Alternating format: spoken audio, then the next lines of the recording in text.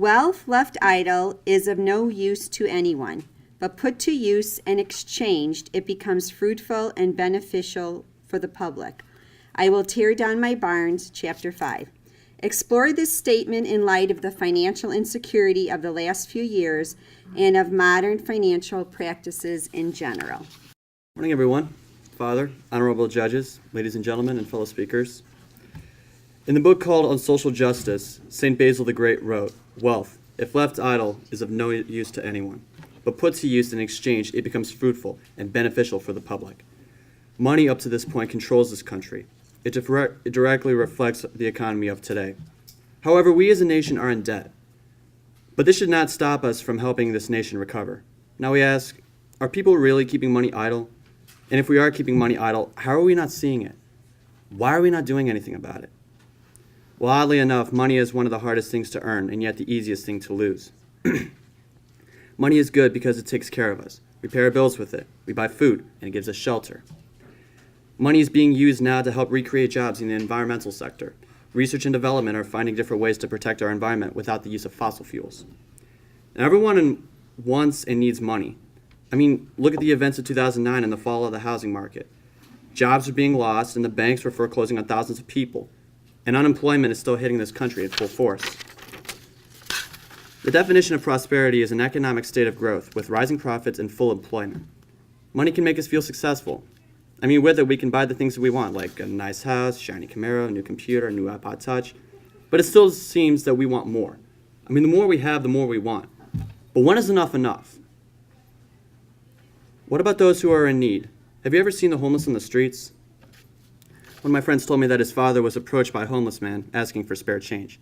He told the man, "Sorry, my pocket is empty." The homeless man turned and said, "Driving that fancy Mercedes and you have no extra money to spare?"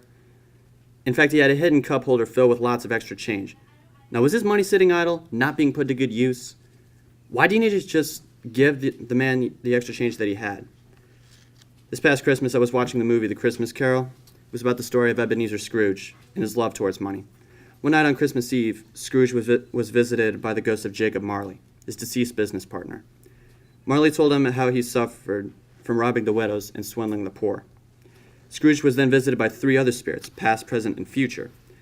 And after learning from the ghost of future that Tiny Tim's grave was visited more than his own, he thought that he had better turn his life around. Scrooge then saw that his life would mean nothing if he did not change his selfish ways.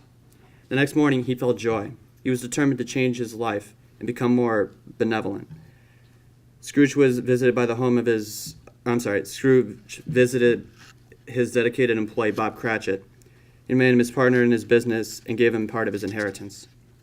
I also recently read The Parable in the Rich Fool, which is the book of Luke, chapter 12, verses 16 through 21, which speaks about a man and his brother and the inheritance of his brother's land. And I quote, "Then he spoke of a parable to them, saying, The ground of a certain rich man yielded plentifully. And he thought within himself, saying, What shall I do, since I have no room to store my crops? So he said, I will do this. I will pull down my barns and build greater, and there I will store all my crops and my goods. And I will say to my soul, Soul, you have many goods laid out for many years. Take your ease, eat, drink, and be merry. But God said to him, Fool, this night your soul will be required of you. Then whose will those things be which you have provided? So is he who lays up treasure for himself and is not rich towards God." Again, we are taught that wealth left idle is of no use to anyone. In conclusion, I would like to offer a couple thoughts. St. Basil the Great states in his book on social justice, "The bread that you store up belongs to the hungry. The coat that lies in your chest belongs to the naked. The gold that you have hidden in the ground belongs to the poor." We should do our part for those in need and not take for granted that there will always be other people who will donate to charity. I still remember the time I went with Goya at Christmas to Laura's home, a women and children's shelter.